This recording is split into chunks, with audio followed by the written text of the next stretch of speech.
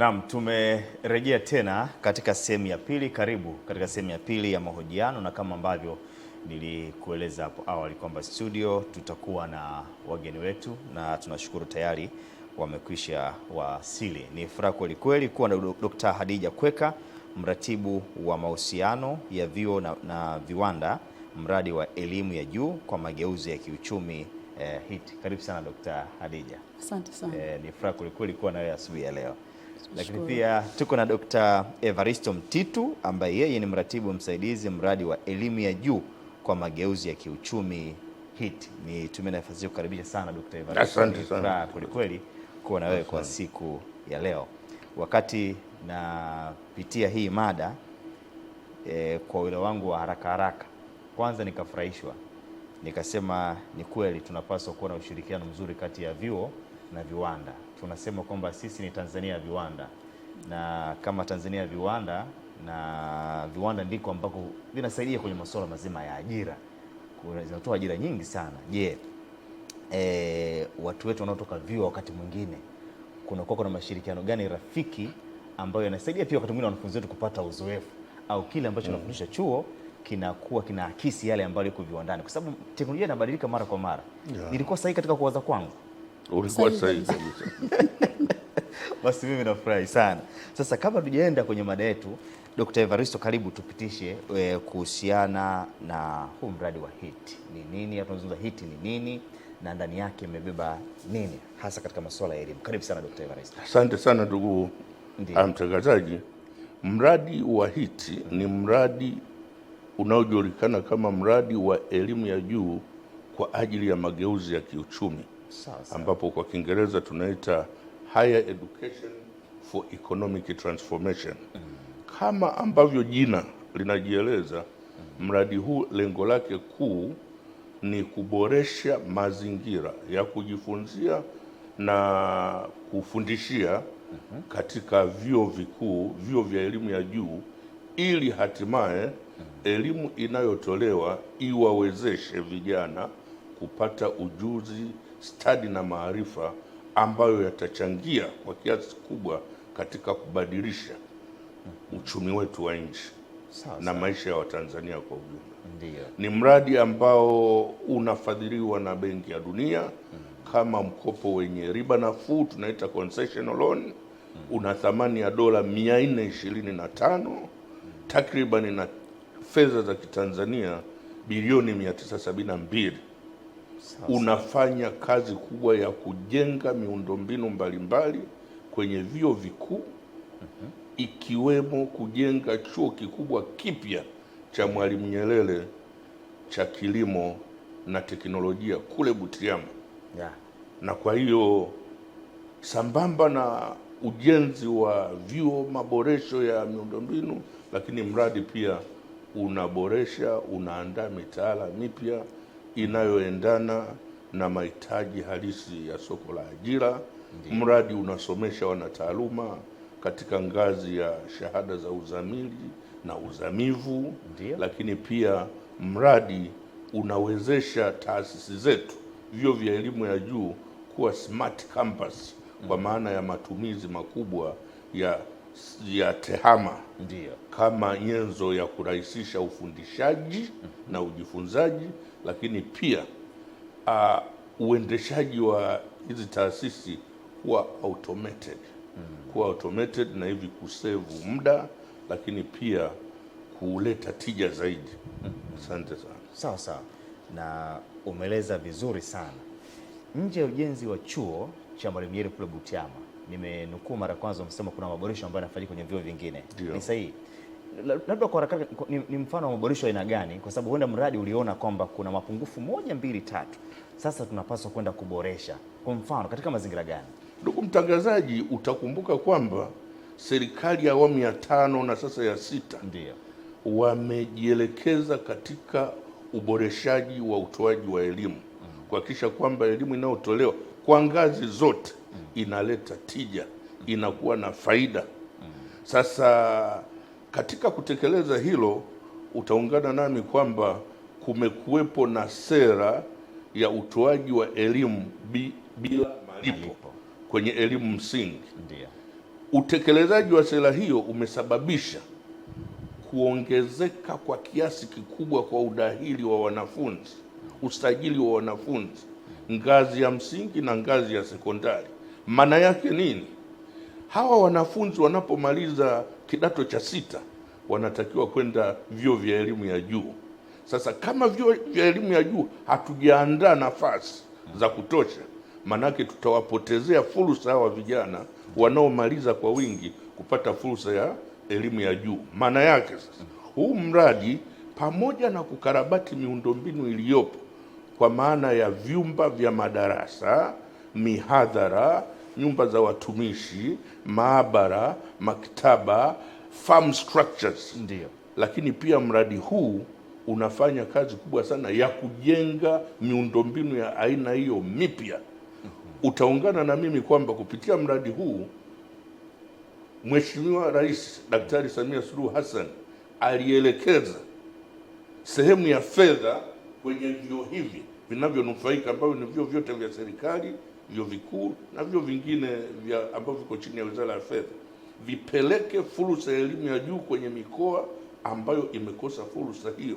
Na kwa hiyo katika kutekeleza agizo maelekezo ya Mheshimiwa Rais, mradi unajenga kampasi 16 kwenye mikoa 16 ambayo naweza kuitaja kwa haraka haraka, ukiwemo mkoa wa Kagera, chuo kikuu cha Dar es Salaam kinajenga kampasi, mkoa wa Lindi, chuo kikuu cha Dar es Salaam kinajenga kampasi, lakini pia IAA, Institute of Accountants Arusha, sio tu inajitanua pale Arusha, lakini inajenga kampasi Babati, yani mkoa wa Manyara, na inajenga kampasi Ruvuma. Sawa sawa. Aris University inajenga kampasi Sengerema Mwanza. Chuo Kikuu Huria cha Tanzania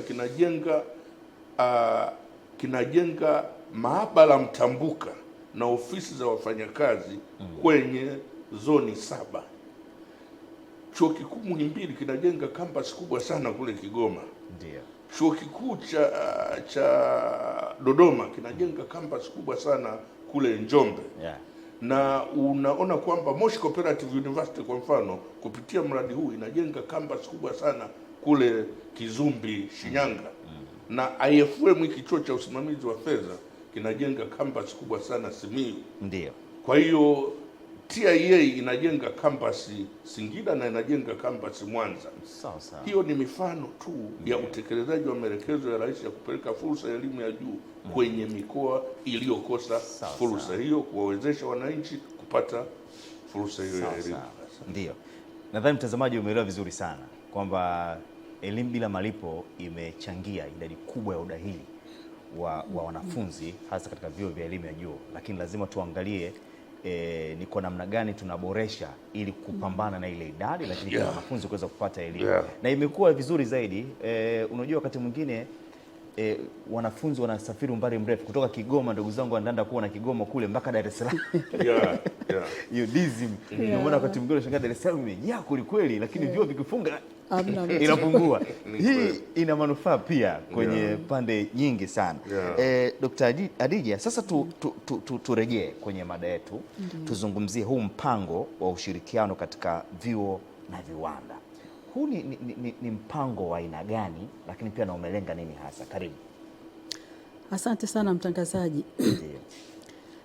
Huu mpango ambao ni wa kuunganisha vyuo na sipendi sana kutamka tu viwanda, napenda kusema tasnia za kisekta. Lakini kwa ukubwa wake ulimwengu wa kazi. Sawa sawa. Kwa nini tunasema hivyo? Kwa sababu naomba kwanza niendelee kuungana na Dr. Mtitu kuendelea kushukuru Rais wa Jamhuri ya Muungano wa Tanzania na wizara yetu ya elimu kwa kuhakikisha kwamba inawajibika na product inayotoa. Kwa sababu kumekuwa na kilio kikubwa sana kwamba tunatoa watu hawapati ajira. Lakini ambao wamebahatika kupata ajira na hawana ujuzi. Ndio. Sasa imefika mahali wizara ilichukua tamko la rais, lakini naweza nikasema kama wizara ishaanza kukimbia. Ndio. Kwa sababu wakati rais anazindua kampeni ya mwaka jana kwa ajili ya uchaguzi alisema tuhakikishe ndani ya tuhakikishe tumekuwa na huo mpango huo kwa ajili ya ya kuunganisha viwanda na elimu. Sasa kabla ya hapo, Wizara ya Elimu tayari katika mradi wa HIT na miradi mingine kama E-Strip ilishaanza kuhakikisha kwamba inatafuta mbinu gani za kuwakaribisha na kuwaendea tasnia zote za kisekta na ulimwengu wa kazi ili kuhakikisha wanafunzi wanaotoka pale wanapata ujuzi sahihi. Sawa. Lakini mbali na hayo, kwa upande wa mradi wa HIT ambao wametoka kuongelea Dr. Mtitu, ni kwamba katika mradi wa HIT pia tulikuwa tumeanza tukasema tunahitaji kuwa na innovation zaidi ya namna gani tunawaendea wenzetu ambao wako kwenye tasnia hizo za kisekta na ulimwengu wa kazi, maana viwanda sio production ni hata office za accountants au administration vile sio viwanda. Sasa baada ya kukaa hivyo tukatafuta mikakati ambayo ndio imetufanya tukajifunza tukaja na huu mpango. Mkakati wetu wa kwanza ulikuwa ni kuboresha mbinu gani ambazo zitatuunganisha sisi kwanza na viwanda. Tukaa na kachombo ambako yani katika miradi yote ambayo ipo tulikuwa nacho. Chombo chenyewe ni inaitwa Industrial Advisory Committee. Tukazitengeneza zile kwanza. Tulivyokuwa na vile vyombo vile vilitusaidia kuwaita wale wakae na sisi watuambie hawa watu ambao mmeshawaajiri mnaona kuna gap gani? Kuna kitu gani ambacho sisi hatukijui labda kimebadilika, kama ulivyosema mwanzo mtangazaji kwamba kuna teknolojia zinabadilika. Sasa na sisi tunataka kujua kwamba tusio tunafetua tu kama matofali lakini tujue nendeni tu mtajijua. Hapana, serikali imewajibika. Ikasema tutafute watu tuhakikishe kwamba wanatuambia ni nini kinatakiwa kufanyika. Kwa tumefanikiwa sana mitaala nadhani 778 ambayo tayari sasa hivi imeshakuwa tayari imebadilishwa, imerekebishwa content, kitu gani kifundishwe, mbinu gani zitumike katika kufundisha, kwa kupata ushauri kutoka kwenye tasnia za kisekta na ulimwengu wa kazi.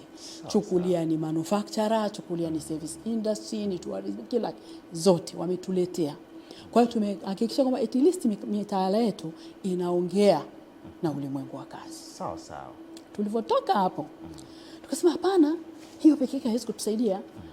Je, tukimaliza sasa hii miradi baadaye na rais ameshatuambia kwamba lazima tu strengthen hicho kitu, tunakwenda vipi? Tukasema huu uzoefu umeshatuonesha ndani ya sekta yetu kwamba ni kitu gani tukifanye, lakini tukibakia ndani ya sekta tutakuwa hatujavifungua vyo vikaenda kwenye ulimwengu. Kwa hiyo ndio sababu tukawa na huu mkakati. Sasa huu mkakati unaunganisha vyuo kuanzia ngazi za chini mpaka elimu ya juu na viwanda na ulimwengu wa kazi. Kwa hiyo vitu ambavyo tumevivuka kwenye huo mkakati kikubwa sana ni kama ina pillars kama 5 hivi. Sita. Ya kwanza tulisema hivi vitu vidogo sijui za industrial linkage, sijui kutafuta labda kamati sijui nini, tushajifunza. Lakini kabla ya hicho tunahitaji chombo gani kikubwa sasa kiwe kinatusaidia sisi kuungana na ulimwengu wa kazi. Kwa hiyo tuna eneo la kwanza linaloongelea mambo ya governance na accountability na coordination. Sasa hilo tumejaribu kufikiri kwamba tukianza, kwa sababu ukiangalia swala la mahusiano Wizara ya Elimu inakuwa kama catalyst. Lakini wizara zingine zote zinahusika. Sasa hizi wizara zingine zinavyohusika, chombo gani kinatuleta pamoja? Kwa hiyo tukawa tumebuni tuwe na chombo ambacho kitatukusanya. Kwa hiyo tuna vitu kama 3 pale. Tuna council, baraza la ujuzi, alafu pia tuna technical working group, alafu tuna kitu kingine ambacho tulikuwa tunasema technical secretariat. Yaani hivyo vitu vitusaidie katika level ya juu, kwamba kutuunganisha pamoja na sekta zingine zote sio tu sekta ya elimu, lakini sisi ndio tumekuwa champions. Ndiyo. Sasa kitu cha pili, mitaala. Tumejifunza kwamba ukiwahusisha mitaala inakuwa mizuri. Tuishie hapa? Hapana. Tunataka jambo hili liwe endelevu na iwe ni misingi ya nchi hii kuanzia sasa kwenda mbele. Kwa hiyo tunamshukuru sana Mheshimiwa Rais kwa kusema kwamba hiki kitu tukifanye, na tukasema sasa kama wizara ndani ya siku 100 za kazi za Mheshimiwa Rais tuje na mkakati huu ambao una vitu vivyo vitano. Nimesema cha kwanza, cha pili ni curriculum, yani mitaala. Yani mipango yote namna gani tutahusisha kwenye mitaala. Lakini mbali na hayo tukaja tukasema hapana, sio tu mitaala. Tukiwafundisha lazima warudi wale wakajifunze kwenye viwanda. Kweli. Sasa tumeweka pia mikakati ambayo itatoa wanafunzi wakajifunze. Lakini nadhani hata mimi nilipokuwa shule tulikuwa tunaenda kwenye viwanda. Lakini sasa hivi Waingereza wanasema ni business unusual. Sio kama tulivyozoea. Tumebadilika sasa. Tunakwenda tukiwa na mikakati kabisa, mwanafunzi akajifunze kitu gani kule. Lakini mbali na hayo tukasema mwanafunzi peke yake haitoshi. Mwalimu naye aende kule akajifunze, akirudi atuambie vitu vipya, akiingia darasani asiongee theory. Nilikuwa ndo swali langu linafuata, sasa ndio nilijibu. Asiongee theory. Ajue kabisa, yeye akisema kama sijui kuna hiki kinatengenezwa namna hii, mwalimu akakae kule. Ndiyo. Atengeneze. Akirudi amwambie mwanafunzi kitu ambacho hata yeye amekipitia. Umeona Sawa sawa. Sasa kingine kuna masuala ya fedha kwa mfano. Ukisema hivi shughuli zote hizi zinahitaji pia kuwa na fedha. Na ukiangalia mifumo ya vyuo vikuu tulikuwa tuna mahusiano, au vyuo vyote tulikuwa tuna mahusiano, lakini yale mahusiano ya mwanzo yaliyokuwepo yalikuwa ni mahusiano ambayo hayako formalized. Unakuta labda ni mimi profesa mzuri na kuwa na mahusiano na nani mengi, lakini sasa kundani hatuna fedha za ndani ambazo zimetengwa za kuhakikisha hivi vyote tunavyotamani kufanya vinafanyika. Sasa tukakubaliana kwamba tuwe na mkakati pia wa namna gani hichi kitu kitakuwa financed. Dr. Mtu anaweza kuongeza zingine kwenye pillars. Nishaongea karibu. Asante. Ameongea vizuri sana Dr. Kweka kuhusu nini maana ya huu mwongozo au mkakati wa ushirikishaji kati ya taasisi na anasema ulimwengu wa kazi. Very right. Niongezee tu kwa kusema kwamba haya mabadiliko haya hayajaja kwenye utupu, kwenye vacuum. Yamejengwa katika misingi ya maandiko madhubuti na ya kuaminika. Kwa mfano, haya tunayoyazungumza haya kuhusu mwongozo ni matokeo ya maelekezo ya ilani ya uchaguzi ya Chama cha Mapinduzi ya 2025-2030 inayosisitiza na kutoa kipaumbele cha kutoa elimu ujuzi na inayomwezesha mwanafunzi kupata ujuzi, stadi na maarifa na sifa za kuajirika katika sekta binafsi ama sekta ya umma, ndani na nje ya nchi. Chama Mapinduzi. Ndani na nje ya nchi. Kwa sababu Dr. Mtitu, kumekuwa kuna changamoto pia. Wanasema vijana wetu mbona kipindi cha nyuma hawaajiriki huko kimataifa. Sitaki kutaja taifa moja jirani hapa. Nikasema hii huenda haiko sawa. Tuendelee.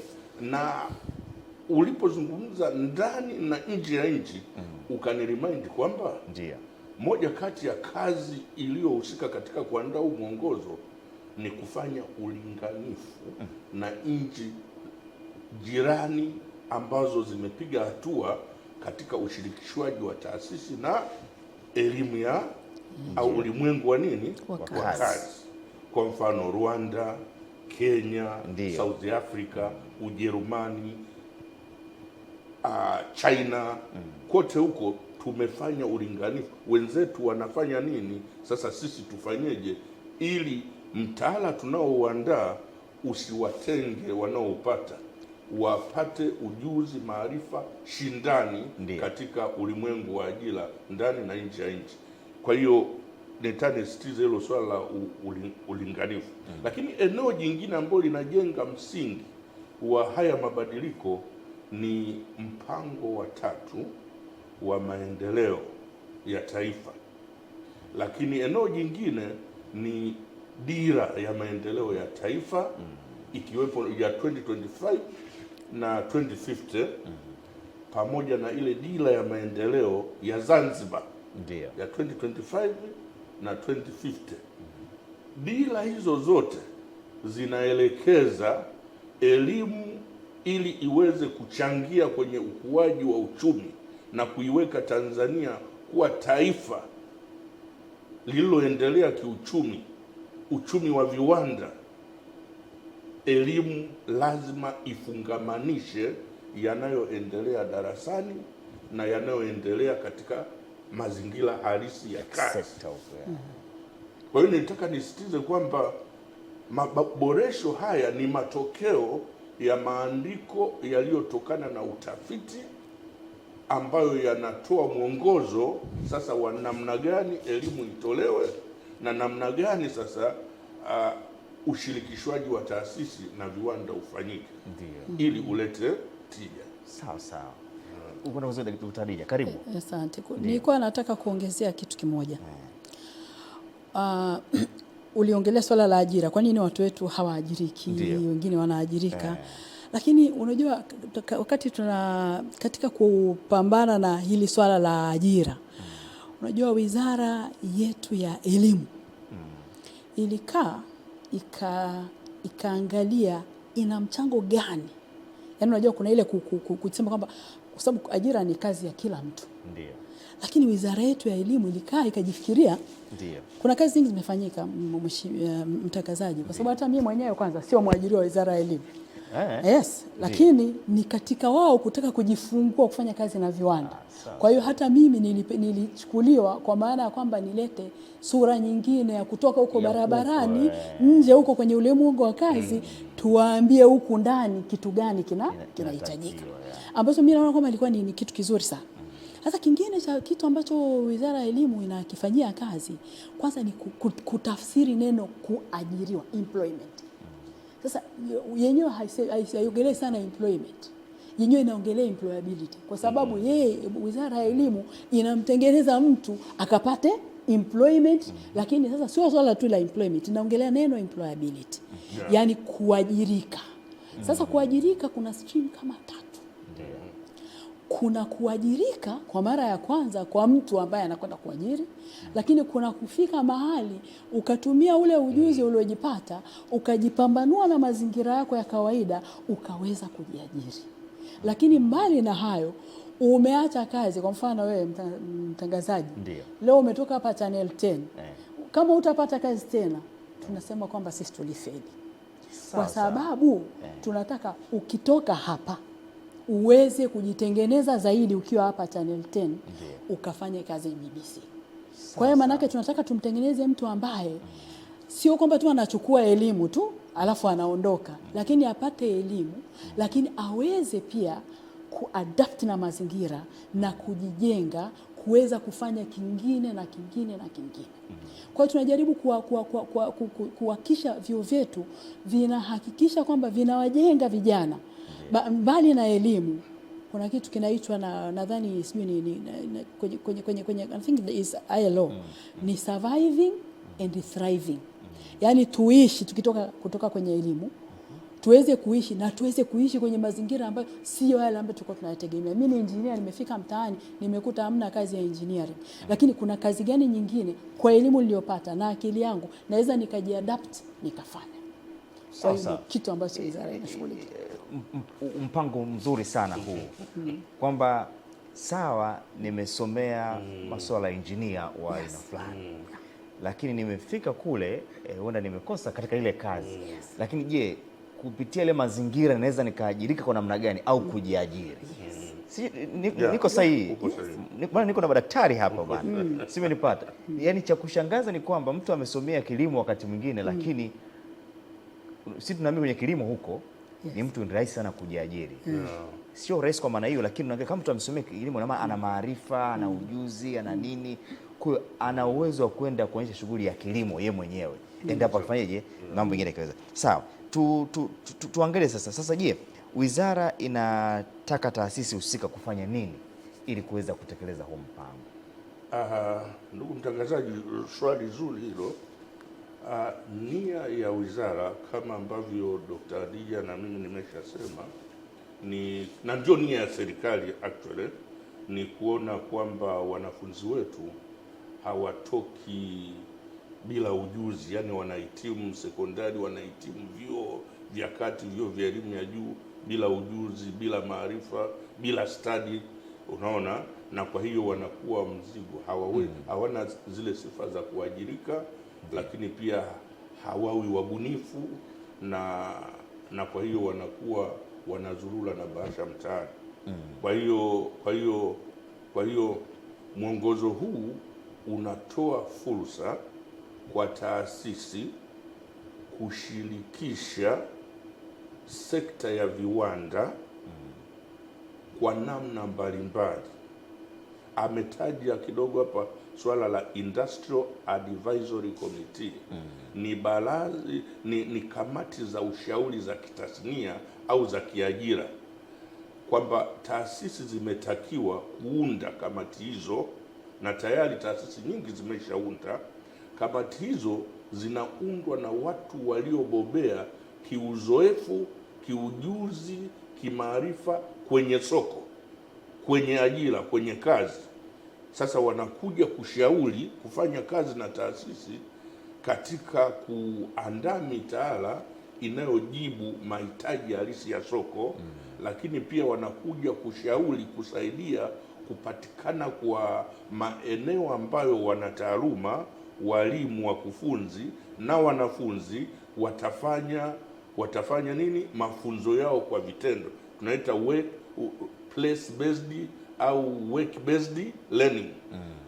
Kwa hiyo hizi Industrial Advisory Committees zinasaidia sasa kupatikana kwa sehemu sahihi ambayo wanafunzi fulani wanaosoma program fulani watafanya mafunzo ya vitendo. Ndiyo. Ili kuweza kuunganisha na zile nadharia walizozipata darasani. Kwa hiyo wito kwa taasisi zetu ni kuona kwa haraka sana, kwa weledi mkubwa, wanashirikisha wadau mbalimbali wenye uwezo, wenye uzoefu na mahitaji halisi ya ujuzi na stadi na maarifa kwenye ulimwengu wa kazi, ili walete sasa, wanapoandaa mitaala, basi ile mitaala izingatie hayo mahitaji halisi ya soko la ajira. Sasa ndio sisi pia, kwanza nimefurahi huu mpango ulikuwa ni shirikishi. Ningesikia tu kwamba mmekaa tu madaktari wenyewe huku mmeanzisha mpango huo, ningekuwa na wasiwasi, ila mara baada kunaambia kwamba huu mpango kwanza mlishikisha pia na wenye viwanda kwenye sekta huko, sio viwanda tu, kwamba je, huko ambako wanakwenda hawa sio tu kufyatua, wanaenda huko hivi, hii bidhaa inahitajika huko. Huyu mwakapotela mwanafunzi huyu, bidhaa yetu hii tunaitoa sasa, ina gradu pale, ina graduate, je, inahitajika huko au namna gani? Nimefurahi kwa kuwa ni shirikishi. Kuna jambo zima pia la mtazamo wa baadhi ya vijana, tunawaandaje kimitazamo, vijana wengi wakiamini kwamba ajira wakati mwingine kuwa ni kukaa ofisini tu. Ni mpango umejaribu kuandaa mtazamo wa vijana kwamba wanakwenda kufanya nini, kuliko kufikiri tu mimi mpaka niajiriwe nikae ofisini. Mitazamo hiyo pia ipo kwa baadhi ya vijana. Karibu. Asante. Kabla sijafika kwenye mitazamo hiyo, tuendelee kwenye utekelezaji, alafu nitaingia kwenye mtazamo. Dr. Mtito ameongelea vitu gani ambavyo tunategemea wao wafanye. Lakini pia kwa kawaida, kwa historia ya mahusiano kati ya sera, mpango mkakati na mipango ya utekelezaji, huwa mara nyingi hizi levels zinakuwa na utofauti kidogo. Kwa hiyo kwa uzoefu wa kazi ambazo zimefanywa na miradi mingine ambayo tunaendelea kuwashukuru Benki ya Dunia sana, kwa sababu wamekuwa chachu kubwa sana kwenye hichi kitu. Kwa hiyo tunasema vyuo au na hizo taasisi zote ambazo ni za TIC, kwa sababu hii mpango unakamata sasa ile yote ya elimu, kuanzia cheni nzima ya elimu. Yaani matamanio ya wizara ni kwamba kwanza ukiangalia mpango wenyewe ukausoma tu hivi huwezi kutekeleza. Lazima uende ukautafsiri ndani ya chuo chako kwa kila kipengele. Na humo katika kutafsiri, yani wizara imezindua hii, lakini bado haikukaa kimya. Ndani huko tayari ishatengeneza mikakati ya namna gani sasa baada ya kuzinduliwa na Mheshimiwa Makamu wa Rais, vyuo vitaweza kubeba na kuhakikisha huu mpango unafanya nini, unatekelezeka. Kwa hiyo kuna mikakati mingi imefanyika kuhakikisha kwanza uongozi wa hivyo vyuo wataelewa. Pili, hata wakielewa mpango wote utekelezeke bila kuwa na hela. Unaelewa? Kwa hiyo pia kuna mipango madhubuti kabisa ya kuhakikisha hivi huu mpango unatafsiriwa na unawekewa fedha ndani ya chuo. Na ndio maana ukiangalia huku juu tuna kitu kimoja kwamba tulihitaji tumeweka component moja ya pesa, namna gani fedha zitapatikana ili kuziwezesha vyuo kuanza kutekeleza hivi vitu. Sasa nirudi kwenye ile swali lako la pili, hebu nikumbushe tena ilikuwa ni nini? Huu mpango umejikita kuandaeje mtazamo? Kwa sababu unajua kuna siku Mheshimiwa Rais alikuwa Tanga, alizungumza kauli moja, alisema dunia inahitaji wataalamu na vijana wengi tumejipanga kama wasomi. Unajua msomi unajua mimi hii napaswa kuwa ofisini. Mitazamo pia wakati mwingine imechangia vijana hao kukosa ajira. Ndio. Kwa kweli hilo swala la mtazamo wizara imegusa. Ndio. Kwanza ni kwamba ndani ya vyuo ukiangalia hizo advisory committee, ndio unajua humo ndani kuna wanafunzi. Sawa. Ambao hao wanafunzi wanakuwa sasa ndio wanakuwa chachu kwenye kwenda kuambia na wenzao kwamba jamani, sasa hivi tunatakiwa twende hivi. Lakini kingine kuna ule mtazamo, unaweza ukatoka kule una degree yako nzuri sana na umepata wewe ni first class na Tanzania wao sijui kitu gani. Lakini ukafika kule kwenye kazi ukashindwa kusurvive. Ndio. Tumekuja kugundua kwamba kuna skills zingine ambazo zinahitajika sana, uwe ni engineer, uwe ni daktari, uwe ni nini, wanaziita soft skill.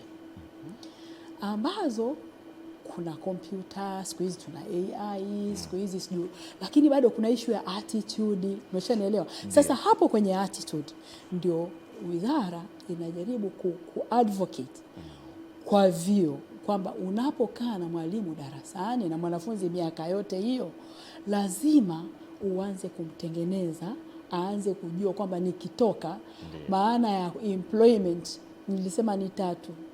Kuajiriwa, ukitoka ujiriwe tena au ukajiajiri. Sasa hiyo wanaanza kujengewa. Lakini pia wizara sio kwamba iko hapa juu tu. Wizara pia haikuagusa mitaala hii ya huku juu tu. Si ndio? Mitaala ya chini huku yote imebadilika. Siku hizi nadhani kama una mtoto wa primary kuna elimu amali Sasa ile yote na kuna shule moja ya Mheshimiwa Waziri Mkuu ametoka kuitembelea juzi tu kule huko kule. Yaani ukitaka kujua ni kwamba yani haipeleki kitu kama rula. Inajaribu kuangalia mtandao mzima wa wizara na kugusa kila sehemu, lakini yote ni kuhakikisha kwamba ile dhima yao ya kutoa wanafunzi, ya kutoa product ambayo haitumiki, wao wameshamaliza, kwa sababu wao wana deal na employability. Sasa job creation huko wenzetu. Sawa. Ndio. Mtangazaji, na mimi naomba niongezee kwa alichokieleza Dr. Kweka hapa kuhusu mtazamo. Kwanza niendelee kusisitiza kwamba mwongozo huu scope yake ni kuanzia vyuo vya chini mpaka vyuo vikuu, zikiwemo sekondari ambazo zimepewa dhamana ya kutoa elimu ya amali. Mwongozo huu unazihusu, zinatakiwa wale wanafunzi wanaofundishwa masomo ya amali wanatakiwa pia wakae sana kwenye ulimwengu wa ajira, kwenye viwanda, ili wanapotoka mwanafunzi wa kidato cha 4 anamaliza akiwa na vyeti viwili, cha ufundi, cha elimu ya amali, lakini na cha elimu ya jumla. Nisisitize hilo kwamba mpango huu una scope yake ni vyuo vya chini mpaka vyuo vikuu. Sasa Lakini tunapozungumza swala la mitaala, huko nyuma wakati wa kuandaa mitaala ilikuwa niandaliwa ikilenga kumkuza mtoto katika dhana ya kufikiri, cognitive domain kwa kitaalamu tunaita, ikaacha masuala ya psychomotor na affective domain. Sasa hii psychomotor hii ndio domeni ya elimu na kazi, yani unajifunza ukiwa kazini. Elimu ya vitendo ndio psychomotor. Ilisaulika kwenye mitaala. Sasa eneo hilo la mtazamo tunaita affective domain, ambayo ni muhimu sana, ni component muhimu sana kwenye mitaala. Affective domain ndio inafundisha mambo ya historia, mambo ya kuthamini vitu, mambo ya kuheshimu, mambo ya mahusiano, mambo ya kujaribu kufanya maamuzi kimantiki na kadhalika na kadhalika. Hii affective domain ilikosekana kwenye mitaala. Sasa mapitio ya mitaala ya sasa hivi yanataka mazingatio, kuwepo na balance kati ya hizi domains tatu: cognitive, psychomotor na affective, ili tumfundishe huyu mtoto kuwa positive mindset, kuwa na ile attitude, yani mtazamo chanya wakati wote. Sasa kwa kweli ni mada nzuri sana, hata muda umekuwa mchache umekuwa mchache, na ni madaktari wazungumzaji, na mimi niwaombe, tutaomba tualike tena siku nyingine. Kwa niaba ya Channel 10, kwa kweli mje tuendeleze tulipoishia, kwa sababu ni mpango mkubwa sana. Nimeona ulipoanzia mbali, umeanzia mbali, tukizungumza tuwezi kumaliza leo wala kesho. Mimi naomba nitumie nafasi kukushukuru sana Dr. Evaristo Mtitu, mratibu msaidizi mradi wa elimu ya juu kwa mageuzi ya kiuchumi HIT. Asante sana pia Dr. Adija Kweka, mratibu wa mahusiano ya vyuo na viwanda, mradi wa elimu ya juu kwa mageuzi ya kiuchumi HIT, na tulikuwa tukizungumzia utekelezaji wa mpango wa ushirikiano kati ya vyuo na viwanda. Ama kwa hakika kwa mpango huu, vijana watakaohitimu katika vyuo vyetu hapa nchini Tanzania ni bidhaa bora ambayo itaajiriwa ndani na nje ya Tanzania. Na nimependa umekuwa ni mpango shirikishi, hawajakaa tu ndani kama wizara, kama taasisi, lakini wametoka kwenda sokoni kuangalia bidhaa gani ambayo inahitajika huku. Soko linaamua tunataka bidhaa ya aina hii, na ni mpango mzuri kwetu. Ipongeza sana serikali pia, Mheshimiwa Rais Dr. Samia Suluhu Hassan. Endelea kutazama Baragumu Live.